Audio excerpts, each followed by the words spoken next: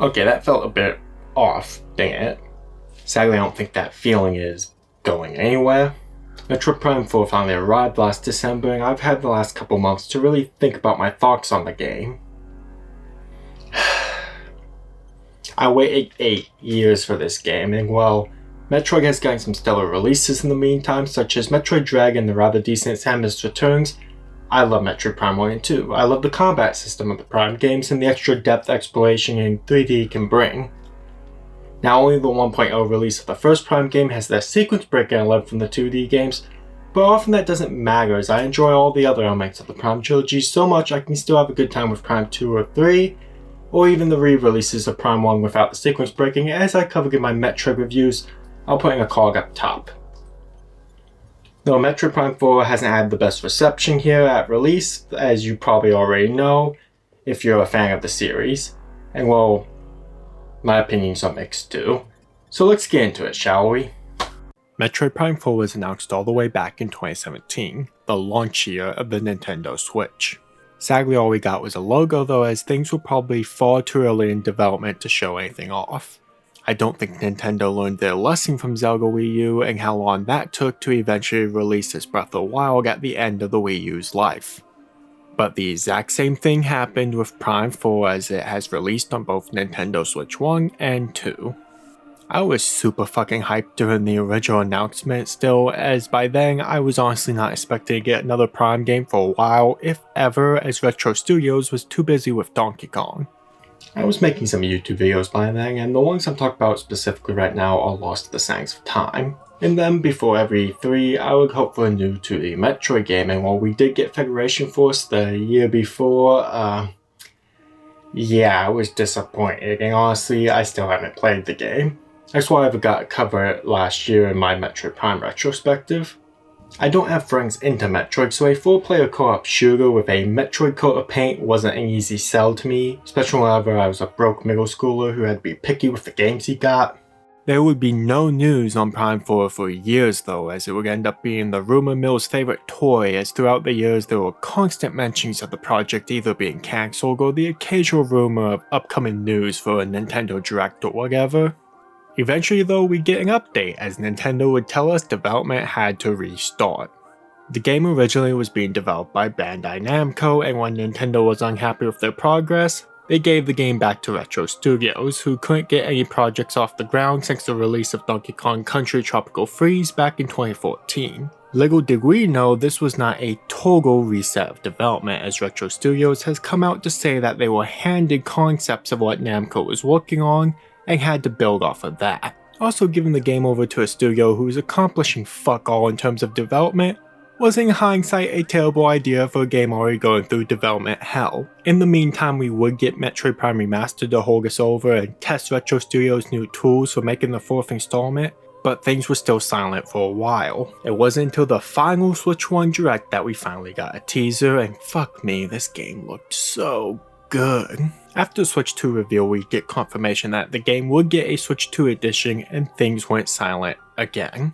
At first I thought it was no big deal, lots of games were getting the short end of the stick in favor of Mario Kart World. Donkey Kong Bonanza didn't get any mentions until closer to release either. However, as we got closer to release, Kirby Air Riders was the game getting attention, along with Pokemon Legends ZA getting its expected advertising on the side. When we did finally start getting coverage of Metroid Prime 4, it was oddly limited, until Nintendo finally ripped the band-aid off and showed us Soul Valley and Samus's new motorcycle. I feel like there's a Shadow the Hedgehog joke to be had there, but I think everyone ran out of ones to use when Nintendo gave Link a motorcycle in the Breath of the Wild DLC. Soul Valley was a quick red flag for me, because this desert looked fucking empty. However, I was still gonna buy the game. I was too hyped and loved Metroid too much, and the rest of the game looked great. I did think the psychic powers were just gonna be an excuse to work in mouse controls the same way they worked in motion controls into Metroid Prime 3, but they looked interesting enough. The game finally came out in December and reception was very lukewarm. Now it has been a few months as we all know, and well, let's go ahead and talk about the plot and gameplay.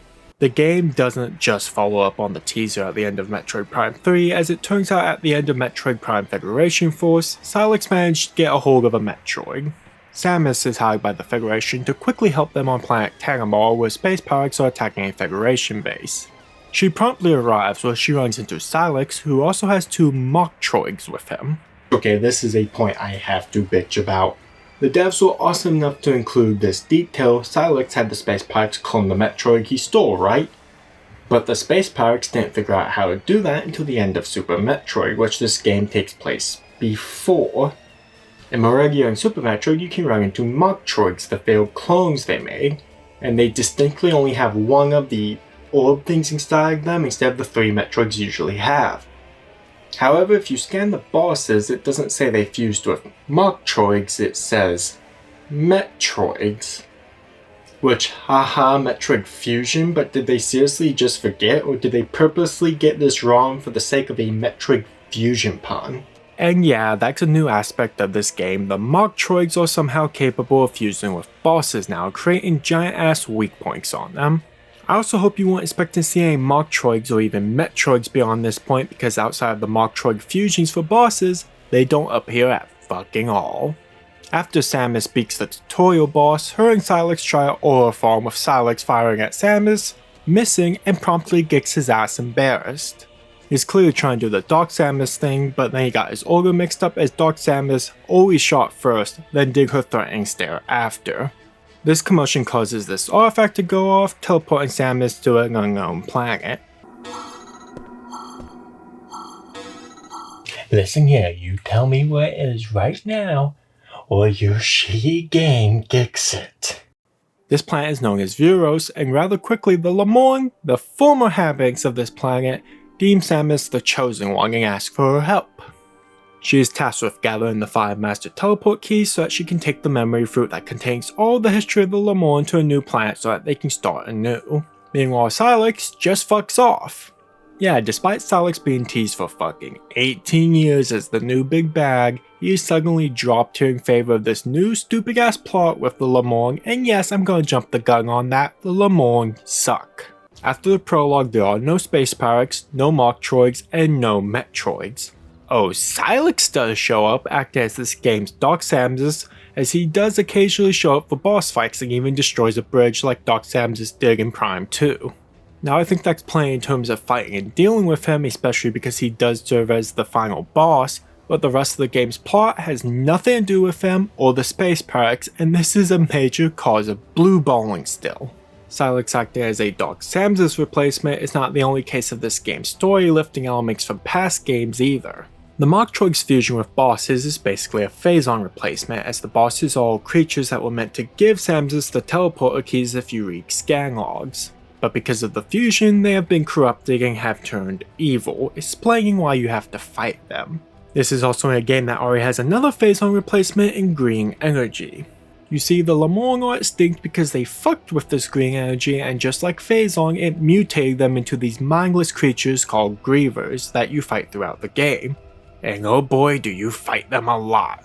Now, I did think the Lamorn were interesting at first in this game, because in Prime 2 on my first playthrough I mistakenly thought the Luminoth were extinct and Umos was the last one. If it was in a state of decay, it put a darker tone on things for me, and for that playthrough, especially when I read scan logs that indicated that the Luminoth technology would stop functioning soon, or I saw the corpses and read about how some of them lost their lives, I was like, okay, cool, that misconception I had was now getting explored for real. But comes at a cost of a story they've been teasing for almost 20 years and don't deliver on. And on top of that, they don't deliver any story with the Lamorn either. After being tasked with collecting the teleporter keys and getting granted the ability to use psychic powers, Samus is teleported to Fury Green, where she meets up with Federation engineer Miles McKenzie. Throughout the game, Samus will meet various Federation personnel, and while the internet make a big fuss about their inclusion before release, I actually like them. It is the one bright spot on an otherwise paper-thin plot. They all have entertaining personalities and can bounce off each other really well. Miles McKenzie does start off with some MCU-style humor, which I think is what turned people off so much to begin with, but very shortly after his introduction, he becomes the typical tech nerd. For some reason, I couldn't stop thinking of Tails the Fox from Sonic the Hedgehog. You also meet Tokabi, the relaxing spiritual sniper, who's actually pretty interesting. Duke, who is a sergeant that is just concerned with getting everyone home safely. Nora Armstrong, the Samus fangirl that, well, I don't know what they were trying to do with her later, but when she is fangirling, it's fine and she means well. Then you have VUE995, who's just an awesome robot that is always looking to help. Honestly, if Federation Force stalked these guys instead of the 4 generic Federation troops and supersized mechs, I would have been a hell of a lot more interested and maybe would have gotten to review it last year. And I seriously did not think I'd want a Metroid game that didn't star Samus. Nintendo, if you want to expand the Metroid universe and have actual legit spin-offs to the series, please, I beg you, these guys are your Halo and Call of Duty competitor, just begging to happen. I'd fucking love a game star in this cast. Let's start getting to the gameplay so I can explain how they don't deliver any story for the Le Mans. Samus has her capabilities from the original Metroid Prime trilogy as you'd expect. You can walk and jump, you can walk onto targets, and you have the ability to use free aim like in Metroid Prime 3. She also has her weapons and the Morph Ball. While you lose your items from the sudden teleport like in Prime 2, she still keeps the Morph Ball, Charge Beam, and Various Suit, and once again the Various Suit is cosmetic. Free aim this time I also like to have off by default. It is required in some moments where it's forced on you like in Prime 3, but with the advancements and controls you can activate it at any time by using motion controls. It means you can have both and it works really well. I did play with the Pro controller because I fucking love the Switch 2 Pro controller, and I didn't feel like using gyro or mouse controls.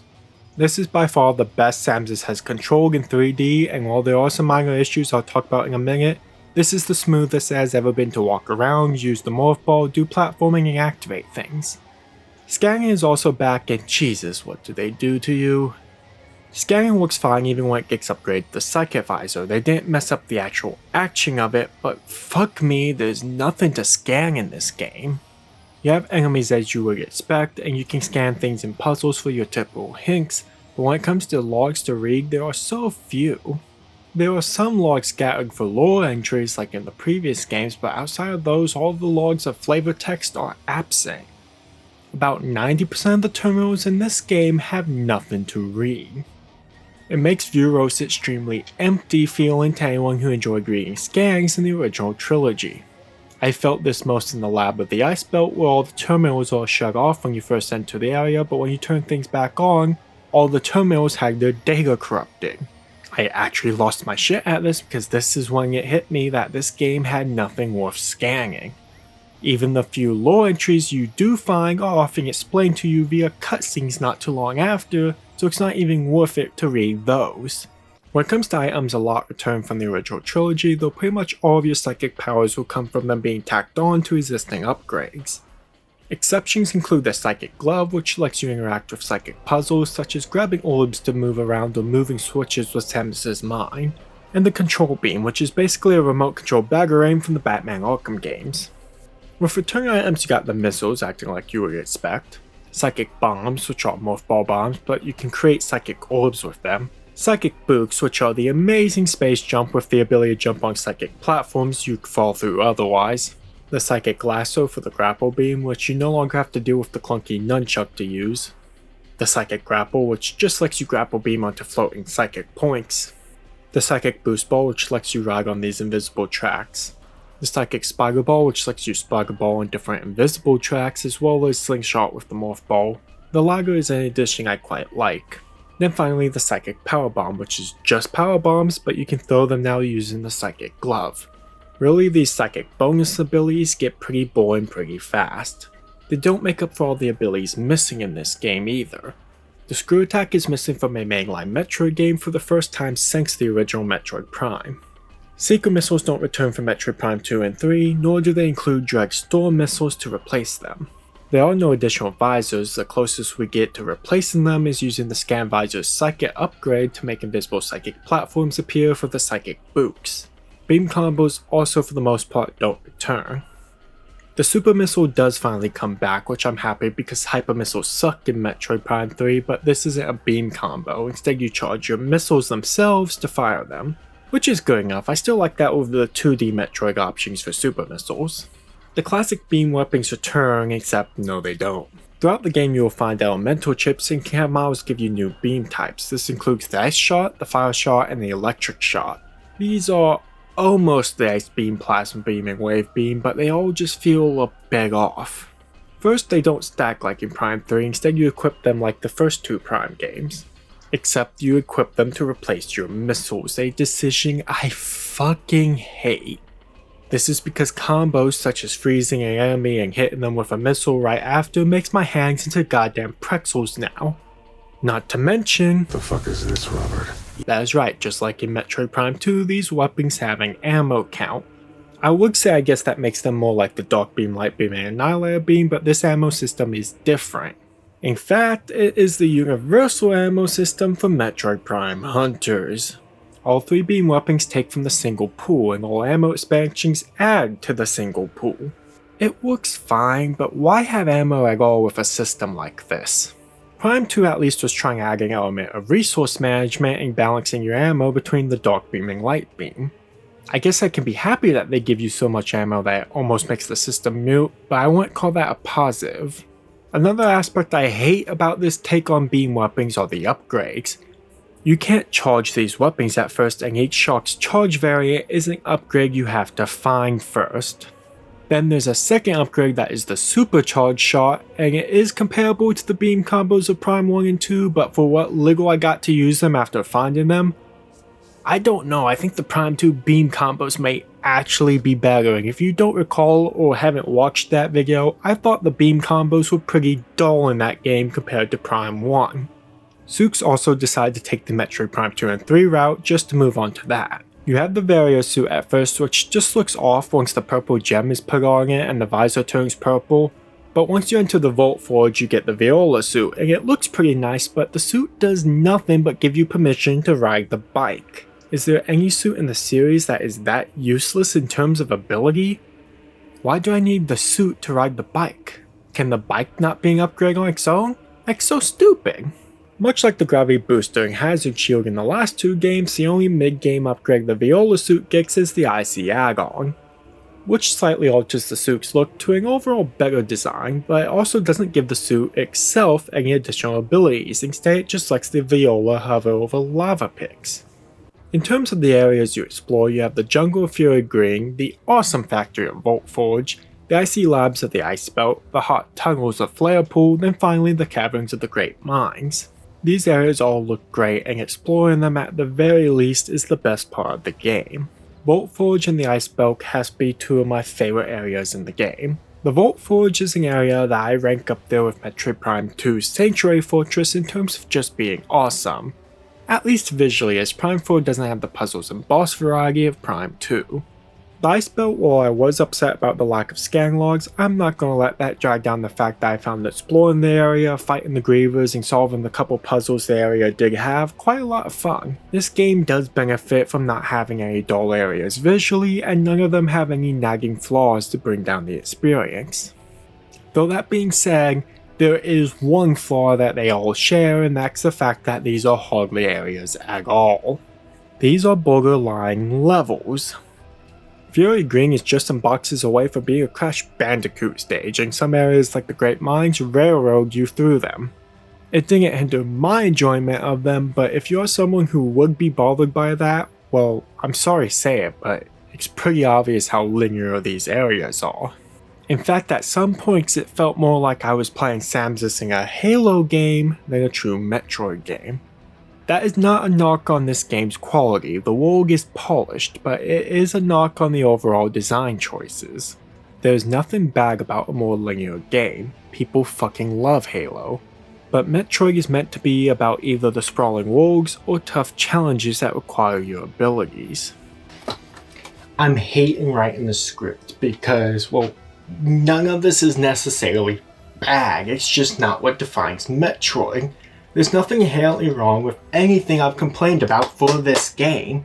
It just feels off. It feels completely off for fans of Metroid to be given this at the cost of some of the series' defining traits. But there is one problem with this fucking game. Soul Valley, without a doubt, is the black stain on this game's entire design. The areas themselves are good, but they don't connect in any way. This isn't totally the end of the world because Prime 3 did the same thing, but now instead of flying between areas with the gunship, you have to make the trip on the Viola manually. This also has the consequence of every area only having one entrance, which honestly highlights how linear the areas are with the required back and forth travel. Soul Valley I can best describe as being Hyrule Field from Ocarina of Time, and the Viola is Epona. At least you don't have to make a trip anywhere on foot, but that'd be fucking impossible with how vast and empty the desert is. Besides the green energy crystals plastered everywhere, you have some GF ruins every now and then, and the most basic of shrines trying to copy Breath of the Wild, there being a total of 6, 3 for each beam weapon's charge shot, and 3 for the supercharged versions. Soul Valley sucks, and the only redeeming quality is that it's so empty you can just hold accelerate towards your next destination, then scroll on your phone during the trip because trust me, nothing's gonna bother you. I think that's the biggest problem with Metroid Prime 4 that leads to such mixed feelings of does this suck or is this great? Up until this point we've had basically 2 types of Metroid game, non-linear where eventually Samus becomes an unkillable arsenal and the challenge comes from exploring the world you're in, games like Super Metroid or Metroid Prime. Then you have the more linear titles that through that linearity is able to build a challenge curve that demands you use your upgrades to overcome enemies, bosses, and any puzzles they throw at you. These are games like Metroid Fusion and Metroid Prime 2. Metroid Dread is kind of a good middle ground between the 2 styles. The only mainline games I can think of that are neither are Metroid Prime 3 and Metroid Other M, which you can see where they were trying to go with the linear style, but they just have broken combat mechanics that negate all challenge. That being Hyper Mode in Metroid Prime 3 and the limited controls of Metroid Other M. Otherwise, even Other M fixed that mold. Metroid Prime 4 doesn't even try to be either. It is a very linear game that doesn't demand much of you, and its upgrades don't even attempt to form any sort of difficulty curve. We are back to Prime 1 standards in both puzzles and boss fights, and it really deepens my appreciation for Talon 4. Not counting the tutorial boss which is Aberex, you end up fighting the plant monster Carvex in the old Lemorne Sanctuary, the technological Zelos in the Vault Forge, in the ice belt the rolling rock creature Kratos, the lava snake Fangaros in Flarepool, and in the Great Mines the Omega Griever. Wait a minute, is that meant to be an homage to the Omega Pirate in Prime 1? Those are the 5 main bosses, and unlike Prime 1 and 3, there really aren't any mini-bosses to pick up the slack. The only additional bosses you get to enjoy are the 3 Silex encounters, which just like Dark Samus, you fight 2 throughout the game, then the 3rd fight is the final boss. All the bosses are fine, but they remind me a lot of the boss fights in Metroid Prime 3, lacking the challenge Prime 2 brought to the table. This game also has little in enemy variety. Besides a lot of Grievers, you also have these Psychic Box that, well, I don't know, are these meant to be like the Goggins in Prime Hunters? They spawn in groups and sometimes lock the door. There are even teleporting variants that I thought at first were the Chozo Ghost or Dark Commandos equivalent, but they are all such pushovers I can't compare them. Fury Green has alright enemy variety, but areas like the Ice Belt and Great Mines have almost nothing but Grievers. This game is like Prime 1, but lesser, which making a lesser version of my favorite game of all time is not a good sell to me. Especially when a lot of aspects I feel are just holdovers from the original trilogy are some of the worst aspects of this game. The biggest one I feel is the fact that Samus doesn't speak. I love the inclusion of the GF troops, but they often try to talk to Samus and she just stands there. It gets really awkward with the likes of Nora and Sarge. Samus and Nora and Mackenzie's banter is fine, Takobi is usually telling her stories or giving her spiritual advice, and VUE995 is an awesome robot that doesn't care that Samus is giving everyone the silent treatment, he's gonna help either way. With Nora and Sarge though, they both try to talk to Samus and she just stares. It's beyond awkward and it only makes the silence with the other characters not work as much when you notice that. Now Samus' voice has been a bit of a dividing topic after Other M. Jessica Aaron Martin did an alright job as Samus, considering the butchered translation and poor direction. There are moments where she does sound really good as Samus, but there's also some bad moments where I really wonder how bad the direction actually could have been. Then there is her Metroid Dread actress Nikki Garcia, who actually isn't very fluent in English from what I've heard, so it makes sense she can't be a main voice actress for Samus. In the Metroid Prime trilogy, her grunts and screams were recorded by Jennifer Hale, which I mostly know from the Metal Gear games, though she's been in a lot of stuff. She may be covered with actual speaking lines, but we'll never know. This is recency bias, but my personal fan cast for Samus right now would be Erin Yervet, who was recently Blonde Blazer in Dispatch. Blonde Blazer is a character that more than delivers on the badassery will also be able to be soft and gentle. I think with the right direction, Erin Yervet could find a perfect balance between Samus being a badass one-woman army and being the traumatized person who just wants to make sure everyone around her is okay.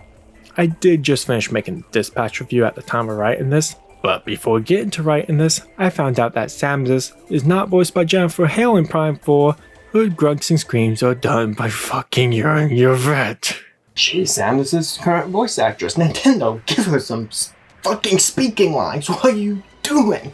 When I saw that, it blew my fucking mind and pissed me off like nothing else. They cast someone who has great potential to be a good Samus, and don't give her any lines. Were the people in charge fucked in the head? I don't get it. Eventually Samus will have saved all the GF troops, and they make their way to the Great Mines to get the final key together. And by that I mean one by one they get picked off by grievers as you go. This is where I again don't know what happens with Nora. It looks like some sort of PTSD, and I can only guess whatever they had planned had to have been cut when they decided Samus wasn't gonna speak. I mean, right? There's a moment where it looks like Samus is gonna comfort her, but Samus just stands there. Samus, stop doing that.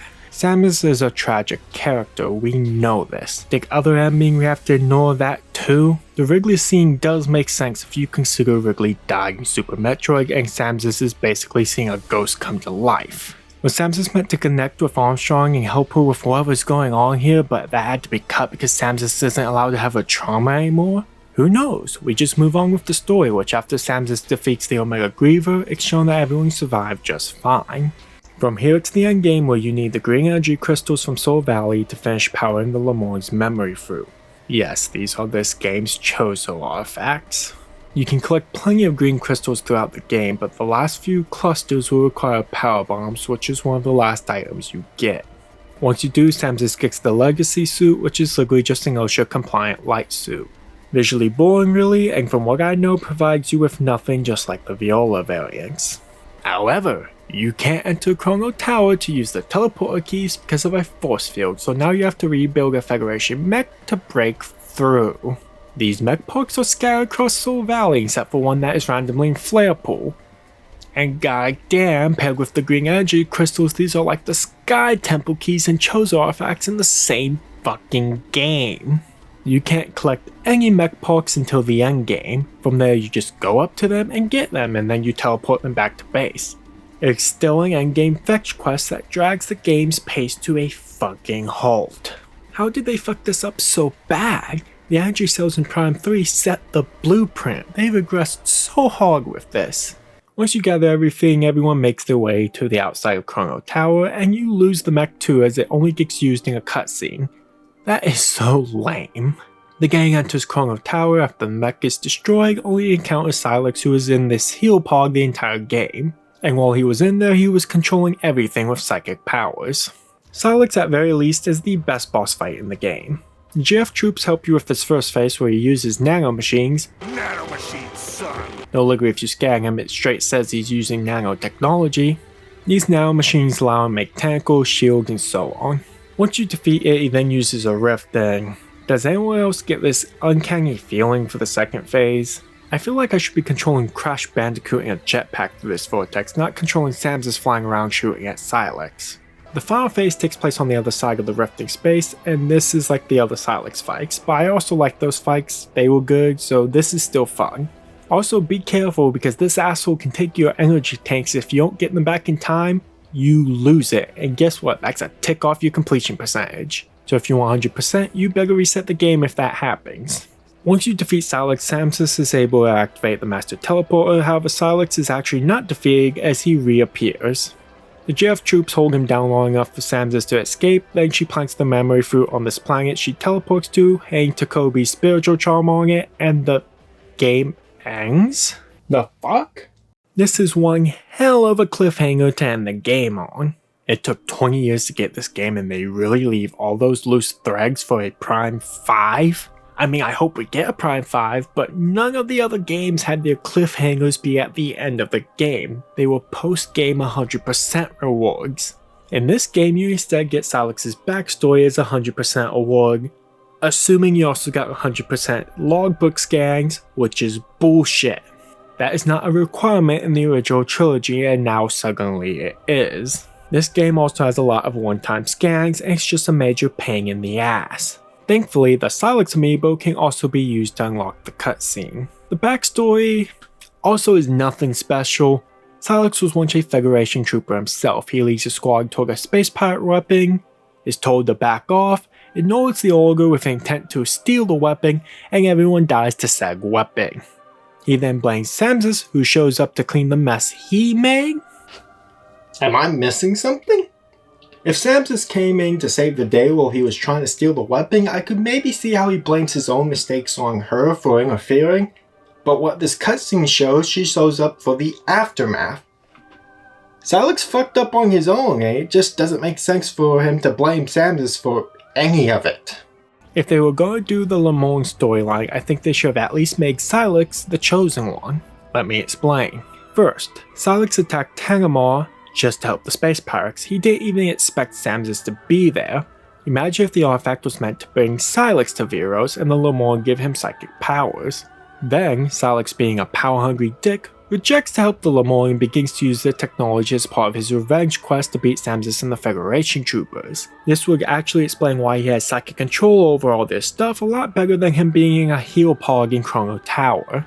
Then have space pirates set up bases to make use of green energy, have Metroids fight, and maybe the green energy could even let them make actual Metroid variants too. As Samsus works to save the Federation troopers, have Salix attack multiple times using the psychic powers. Then because Samsus isn't the chosen one, she'd have to fight the bosses Gargan, the teleporter keys, and we don't need any of the Metroid fusion nonsense. Samsus is the Chozo's chosen one, and part of that is the fact that the Chozo trained her and made her suit and weapons. She isn't the magical chosen one of the entire fucking universe. Even in Prime 2, Umos was actually the chosen one and he failed. That's where Samsus then stepped in. This game should have been Salix being the chosen one, who then rejects it, prompting Samsus to save the day in order to beat him. Or drop the Le Mans concept altogether and give us a Federation versus Space Pirate plot with Samsus and Salix in the middle of it? The game is so middling. The graphics are amazing. I'm shocked this even runs on the Switch 1. It looks very nice for the Switch 2. The control options ensure anyone can find something that fits them, and this is some of the best controls Samsus has ever had in 3D. Areas look great, and while they are linear, it can lead to some really good action pieces. This game reeks of cut corners though. Besides the mess of a story, Soul Valley sucks and the game is lacking in combat variety. Besides all that, the reduction in power-ups and puzzles really hurt this game too. Metroid Prime 1 is a perfect blend of elements that can just work for how simple it can get. Talon 4 is a great world to explore and the winding paths can hide the linearity well. It is alright that Prime 4 embraces its linearity, but simplicity doesn't support that design like with Prime 1. It doesn't capture lightning in a bottle twice. I brought up Sonic already when talking about Miles, so let me use him for a comparison again. If Prime 1 was Green Hill Zone, then Prime 4 is Spring Yard Zone. It gets some things right, but it doesn't have the magic that made the previous attempt so successful. Prime 1 has exploration with simple puzzles and combat, Prime 2 has more puzzles and a higher difficulty, and Prime 3 is very action focused. Metroid Prime 4 is just linear and simple. If it means anything, I will recommend Metroid Prime 4 for anyone trying to get into the Metroid Prime games. It has dethroned Metroid Prime 3 for that, but it does not reach the highs of the original trilogy. Buy this if you want to see the basics of what the Metroid Prime series has to offer, but if you're a fan, this is going to leave you feeling very underwhelmed. It sucks that things turned out this way. I can only hope the money sunk into developing this game and the cliffhanger ending prompts the creation of Metroid Prime 5 sooner rather than later. In the meantime, there's other games to play. If you haven't played a Metroid game or a Metroid Prime game, pick it up. Otherwise, well, if you're a fan, I'm sure you probably already picked it up already. I'm just hoping this video doesn't turn out too negative. This isn't a bad game, it's just nowhere close to what fans have come to expect from the series. And sometimes in the short term that can feel a lot worse than a bad game. I got some more videos in the pipeline, but After that, we have the next retrospective, and it's probably why it's on my mind so much. But I'm gonna go ahead and say it. Next time, I'm gonna be diving into the world of Sonic the Hedgehog at long last. Until then, I hope you have a good night, and I'll see you in the next video.